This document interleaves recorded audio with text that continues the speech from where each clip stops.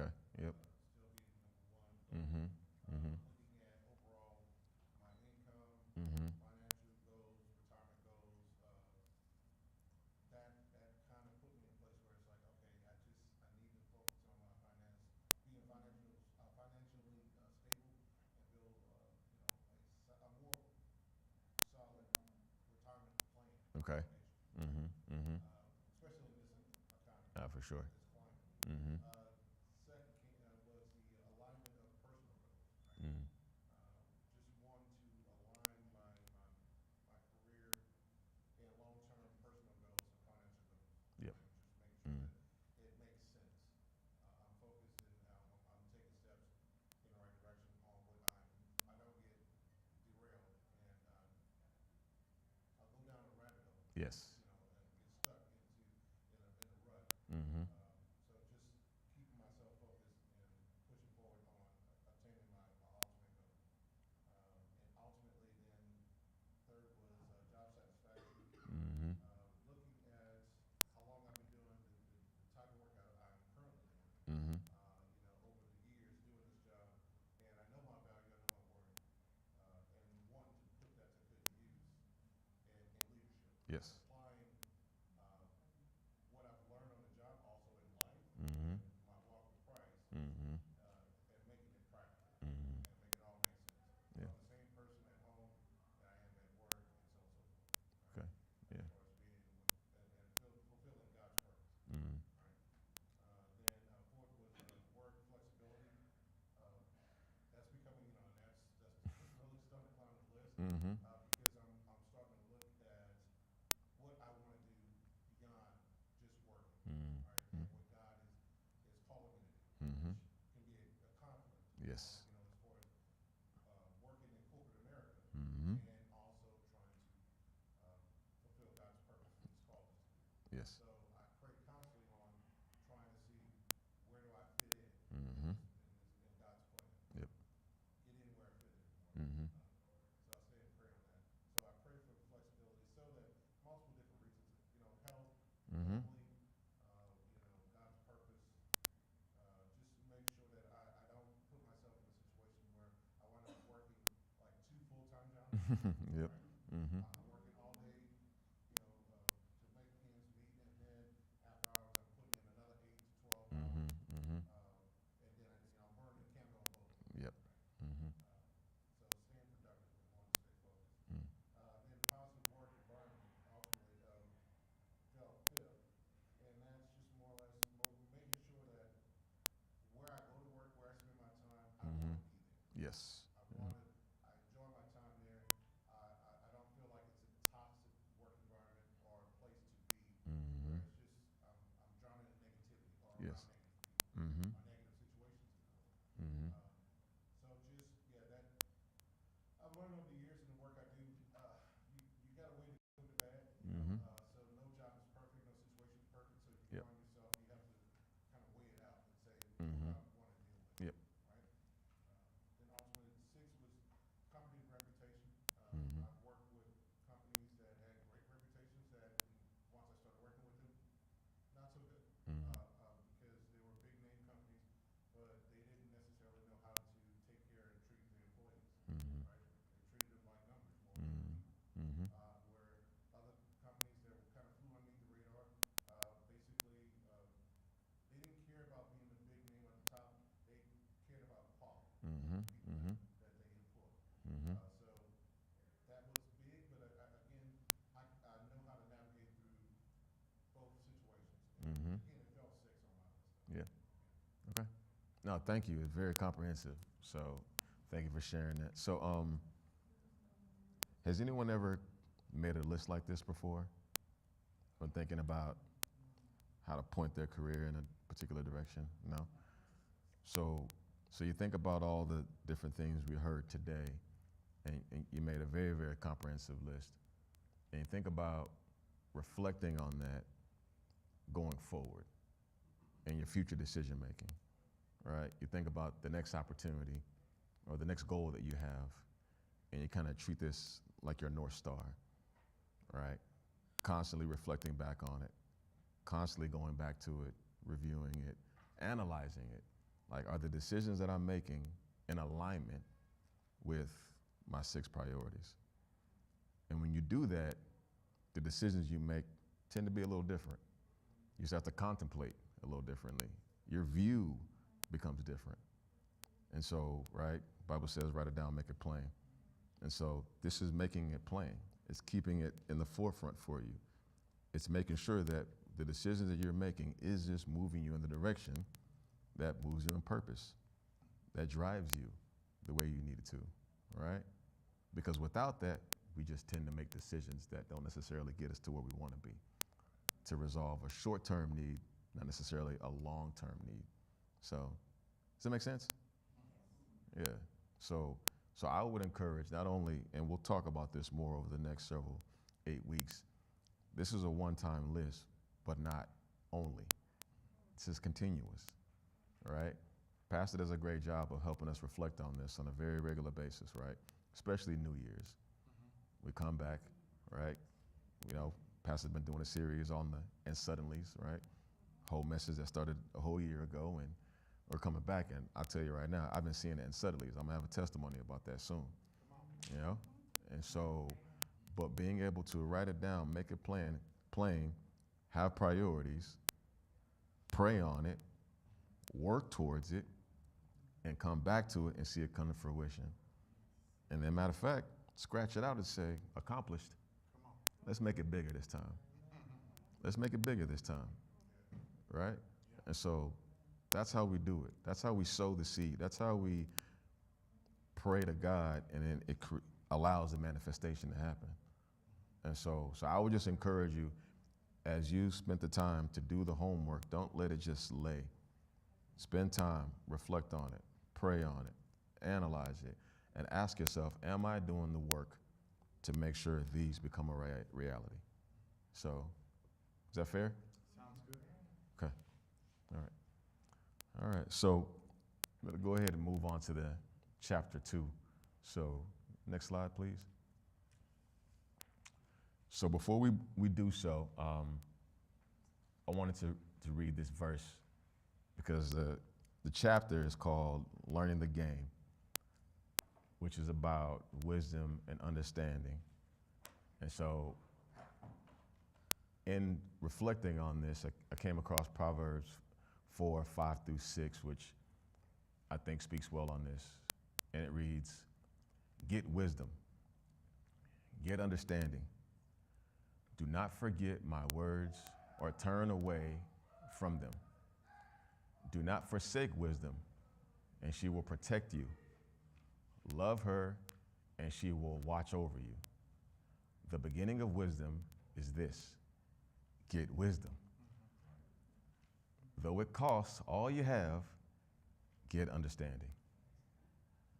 Right? So again, learn the game, right?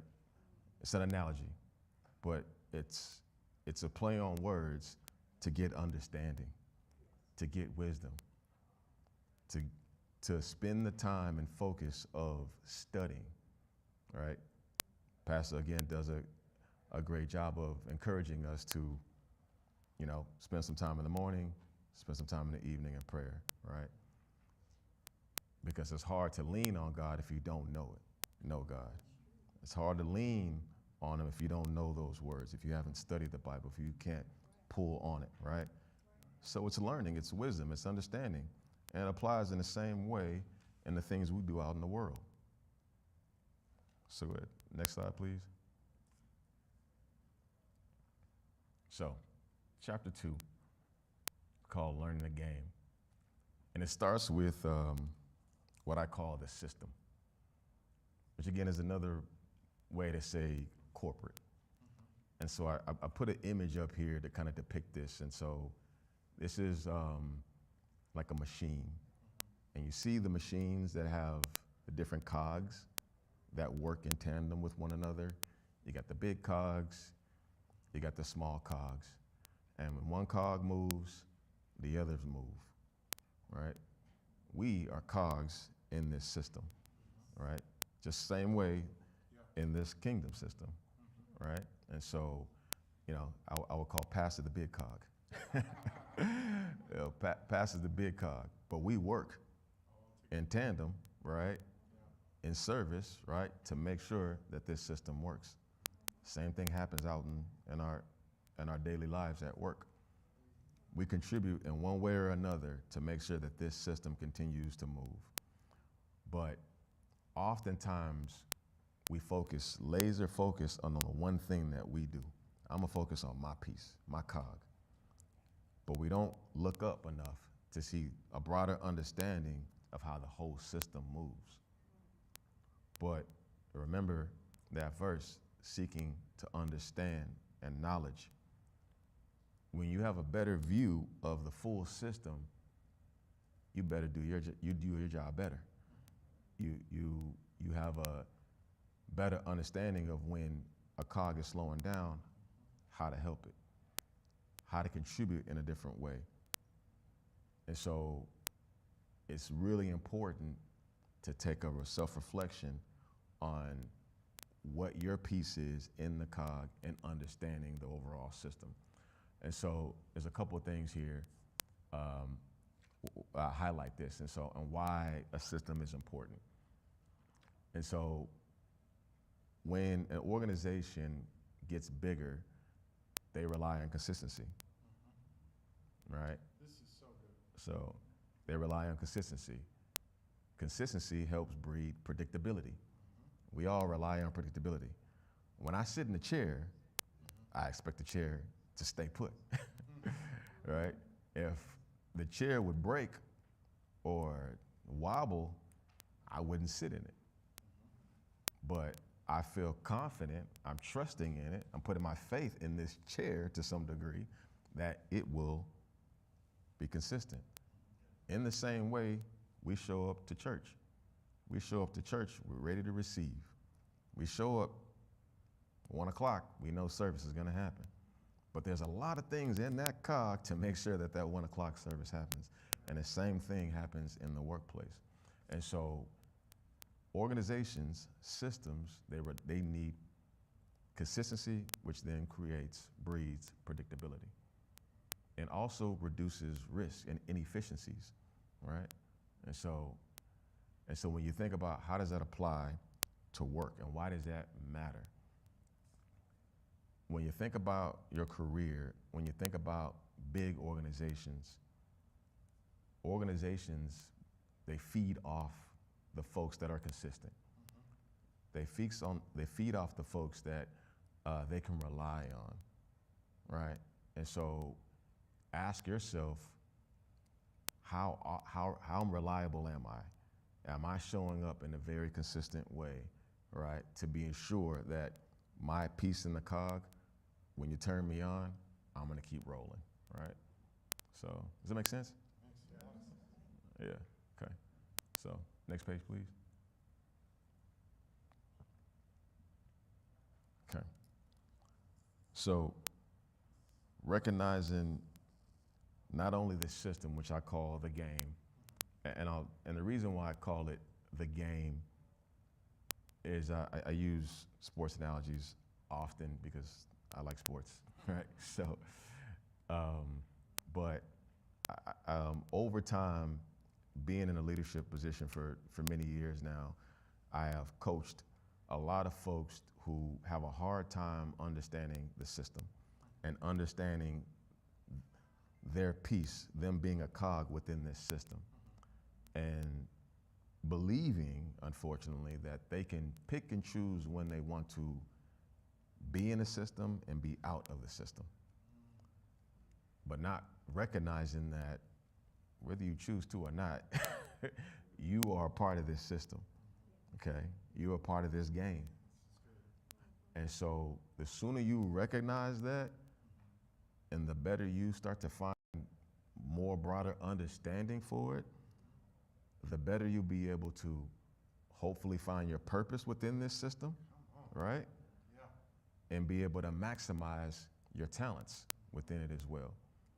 And so when you think about the game of basketball, I use LeBron James as an example often, right? I'm a LeBron James fan, so I got to go to LeBron. And so you got 5 players on the court at any given time, but then you also have another 5, 6 players that are sitting on the bench.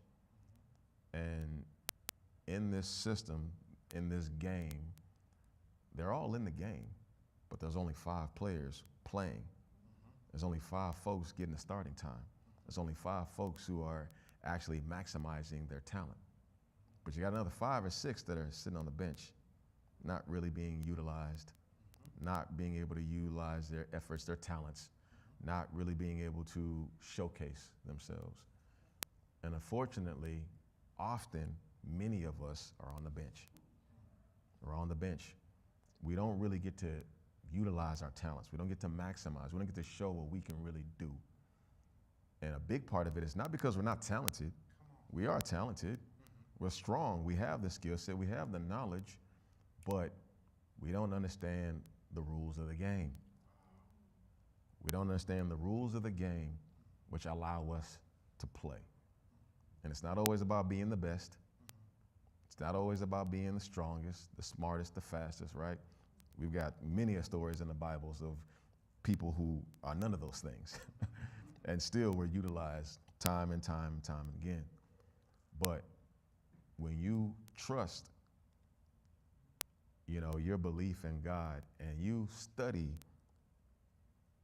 your skill sets and the system that you're working in, you can find ways to insert yourself in ways that most cannot. This is good. Okay? Yeah. Okay. And so being an ambassador to your own influence, right? Figuring out how to play within that territory. And so recognizing again the game. And so if we utilize, let's just use Chick-fil-A, for example. I'll use them, right? And so they're a big organization. Let's say you work at Chick-fil-A and maybe you work as a store manager. You're one of a lot of store managers, okay? Right. And you feel like, you know what? I'm doing a pretty good job here. I'd like to have my own store. I want to have my own store. And you say, okay, I'm gonna go on the website. I'll go review the qualifications, the application, and I go apply to become an owner, a franchisee owner, not realizing that there are requirements that aren't on that list, right? That there are rules that are not on this list that will help you actually become an owner. So when you just work within the confines of what you can see, you become restricted to some degree, because it's not just about the money. It's not just about the experience. It's a combination of all these things. It's the relationships. It's the work ethic. It's understanding how Chick-fil-A works, the customers, all those things. And when you recognize your piece on this chessboard game, you can move more strategically, okay? Has anybody seen the movie Pursuit of Happiness? Yeah, okay. So popular movie, I think it came out almost 10, 15 years ago. And 20 or 30 years. 20 years ago? Okay, 20, 30 years ago, okay. That sounds about right. So, and I watched it the other day, and I think in a lot of ways I was watching it with a new set of eyes, right, with more vision. So thinking about the example that I just gave. In that example, Will Smith, he's playing a role as Chris Gardner. He is down on his luck. I mean, he's just not having it. He's not having a good go at it. He's got a young son. He's trying to sell these, these machines, medical devices that he can't sell. Nobody wants to buy it. And he stumbles his way into an internship, an unpaid internship of all things, to be a broker. And it's a 6-month period. And so he's working in this new setting. He, does a lot of effort to get go through the application. He gets the job, But now he's one of 20 other people who have to prove themselves over the course of 6 months to be able to be the last person at the end of this to be able to get the job. But he's got a lot of adversity in front of him.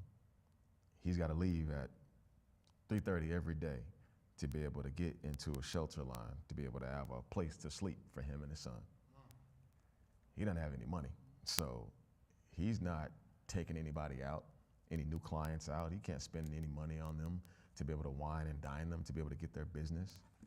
He doesn't have any relationships, right? He doesn't know anybody. He's just a single father trying to make it and do the best he can for himself and his son. But if you watch that movie and think about what was he doing that no one else was doing? What was he learning in this system that he was working in that other people weren't recognizing? He was making connections with his boss's boss.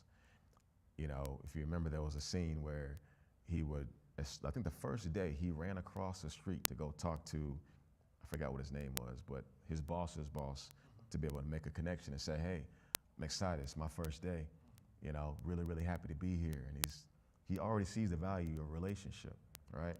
No one told him to do that. That wasn't a written rule, but that's technically one of the rules of the game, right? Is forming relationships. His boss was, you know, kind of hazing him a little bit, but telling him to go get coffee, right? And send him to go get water and send him to do all these things. He could have said, you know what, this is beneath me. I don't need to do any of those things, et cetera, right? But he said, you know what, I'm gonna do it. Did it with a smile, right? Mind you, right? This is fiction, but he did it anyway. And so he was doing things and recognizing there are pieces and rules to this game that he needed to study and learn and understand, right? And again, to be able to position himself, right, to get to his goals. And so I use, again, that example. I use these other examples, right, to hopefully paint this picture that you can see that the things that you do out in the workspace, the things you do out in corporate, the things you do out in ministry is not always going to show up in black and white. It's not always going to be as clear, but that work, that effort, that going above and beyond, figuring out how you can create impact where you don't see it necessarily, right, is what allows you to really maximize, right, the efforts that happen around us. So, does that make sense? This is really good. Yeah? Yeah. Okay, all right. So in this section here, I talk about recognizing the game and also recognizing the players too. And so I think I've illustrated that, I think, a bit more, just recognizing all the different players. And so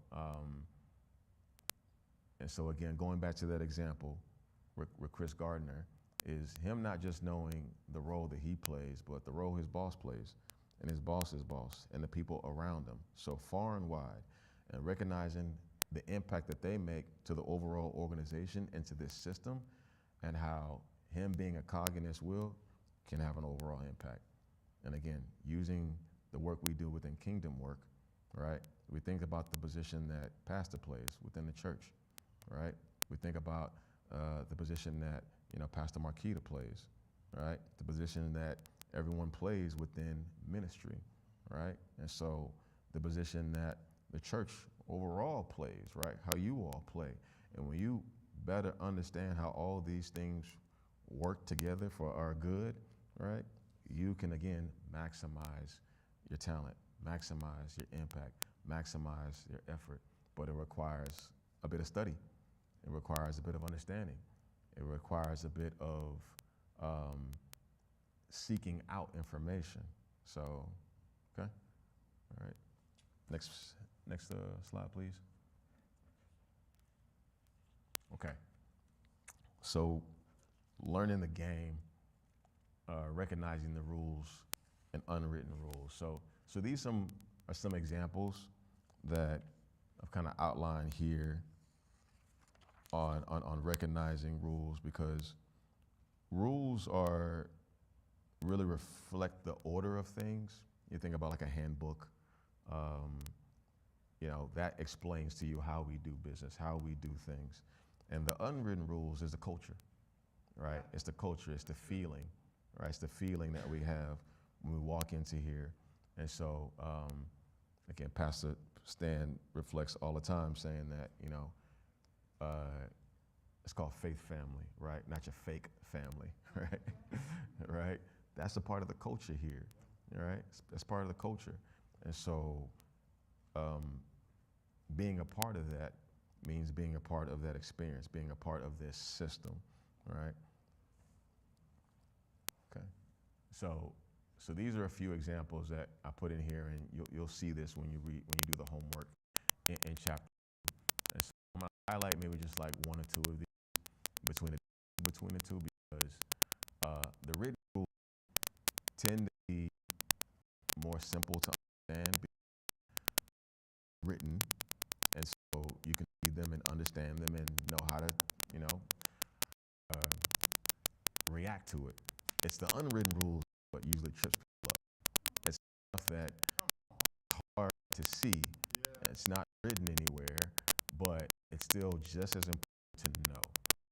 Okay? Yeah. And so about this list here, it says visible, establishing credibility, having a personal brand, maintaining a positive attitude, solving problems.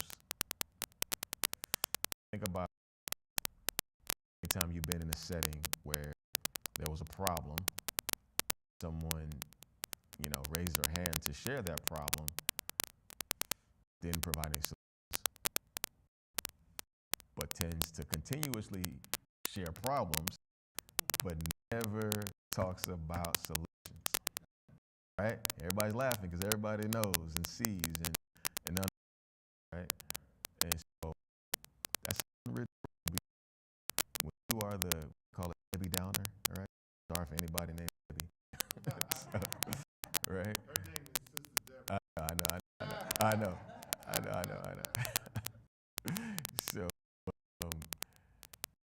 that you send a perception about yourself, and if you think about, do I want that kind of person on my team? Do I want this person in my system? I want this cog in the wheel, because as soon as they got a problem, they done. Gonna be able to keep going. I need solution-oriented people, right? But that's not typically in a job description.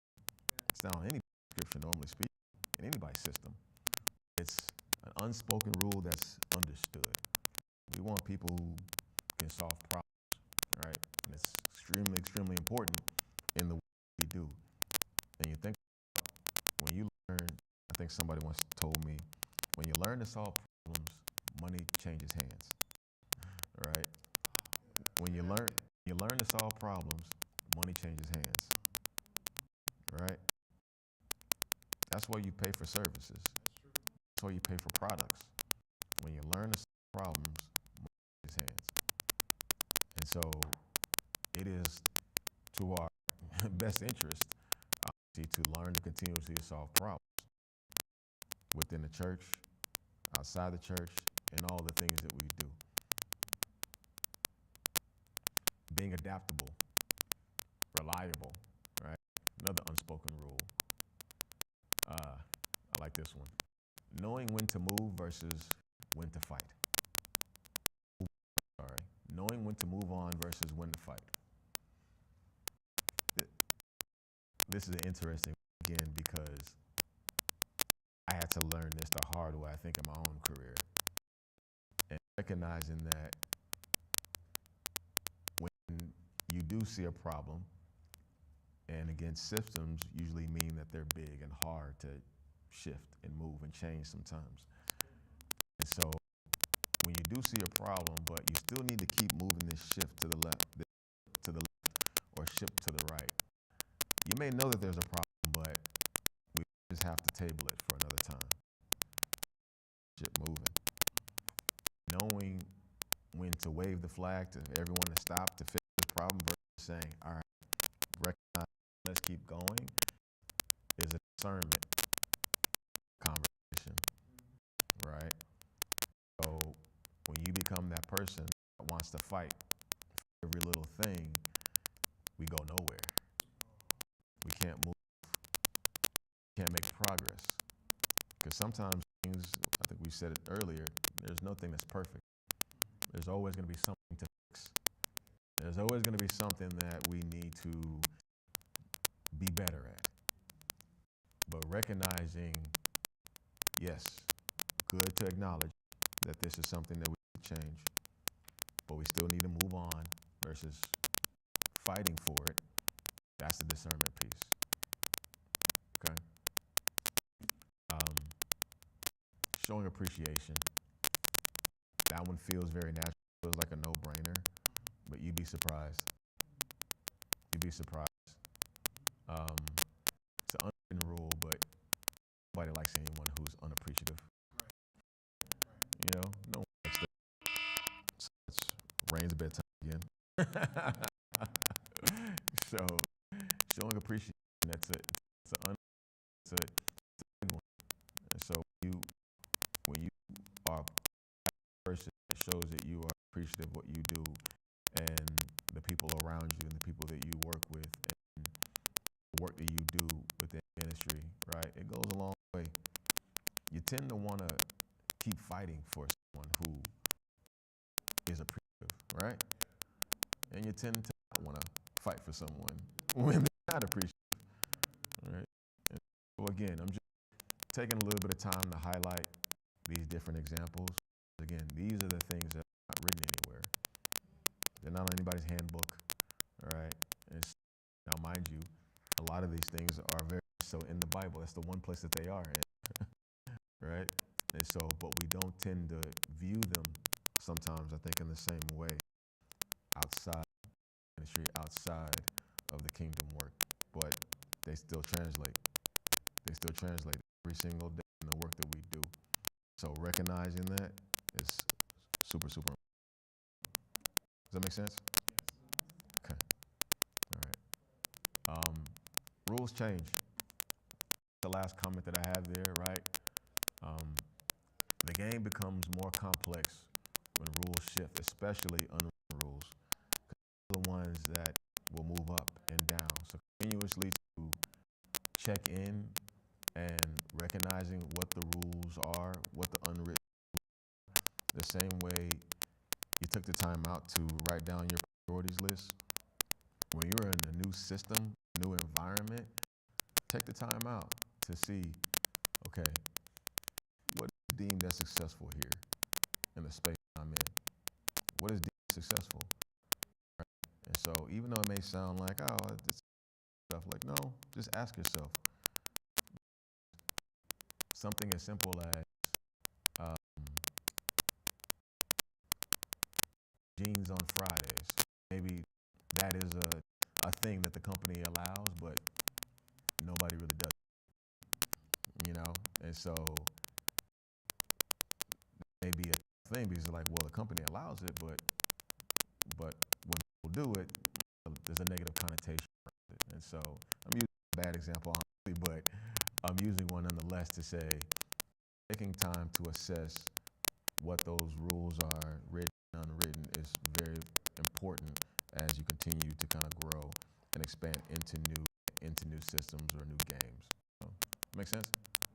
Okay. All right. So next slide, please.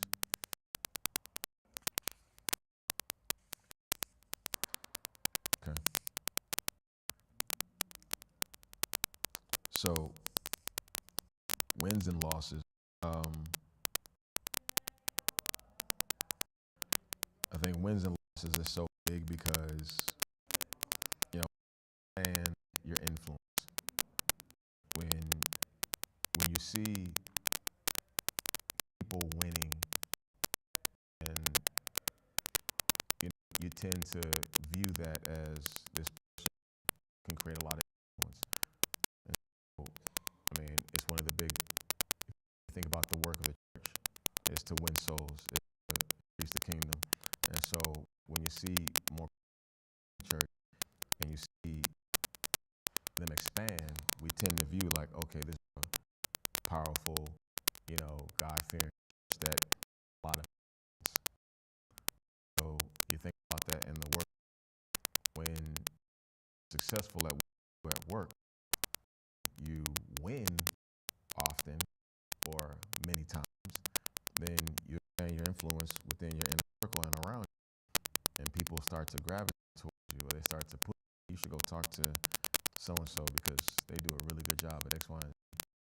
And so, and when you're quote unquote losing, right, sometimes it can be worse.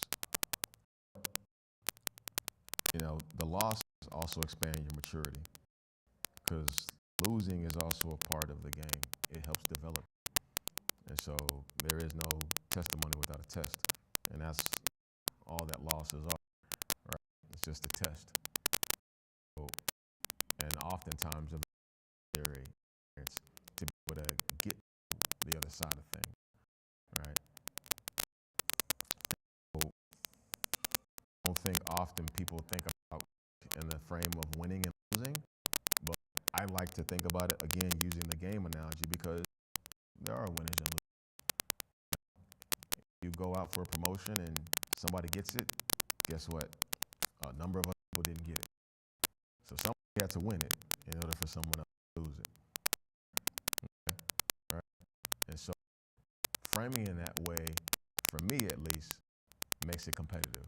Say that, okay, why did so-and-so win it? Let me understand them a little bit more. What is they're doing, right? That aligns with what I'm doing and that I can learn from. Okay? Right. So I want to use this space for the wins and losses to kind of talk about practical ways, right, to also live out, right, your calling in the workplace. And we talked about some of these as well, but I think all of this is winning behavior, what I deem. So showing up consistently, leading with grace and truth, being excellent in every assignment, confidence, purpose, building trust with influencers, right? Being respectful and protecting time, peace, right? Bringing moral character and conduct. All this to me is create winning behavior and help one live out their purpose in the workplace. So, does that make sense? Okay. So, next page, please. As I kind of wrap this up, a few minutes left here. Again, chapter 2, as I bring this to a close, is all about understanding. It's all about learning. It's about understanding the system you're in, game essentially that you're playing, and really studying it so that way, again, you can maximize your influence, maximize your potential, right? So, you know, through that, I'll also send out a survey for the homework. So the homework's going to be read chapter 2, which will kind of walk y'all through today, and then also read 3, which is called Tell Your Story. And there's going to be a survey that kind of reflects on both of these chapters that I'm going to send out afterwards that'll help with that discussion. So, and then we'll be ready to kind of discuss it during the next class. All right. So make sure I didn't miss anything. Okay. So I bring this to a wrap here, and again with prayer. So, all right, going ahead. Lord, thank you for the opportunity to fellowship here today as we come here seeking understanding and seeking strength to be able to understand the things that you have promised for us, that you called us to do out here in this life. I pray that in the actions that we take, Lord, and that these actions, Lord, lead us to our greater purpose. Lord, I pray that this information that is discussed, studied, right, will be to your benefit, Lord, that creates opportunities to not only goals, but increase and expand territory for everyone within this. Pray that things that the folks here have asked for the work they're doing within their own careers, within the ministry, Lord, come to fruition. The career directions, the list they came up with, and the discernment that they need by that, Lord, pray again continues to move with purpose, and that any barriers that were to try to come, I cast them down, Lord, in Jesus' name. And I thank you so much, Lord, again for this opportunity to be able to really just show up and show out in ways that you have done for me in so many ways.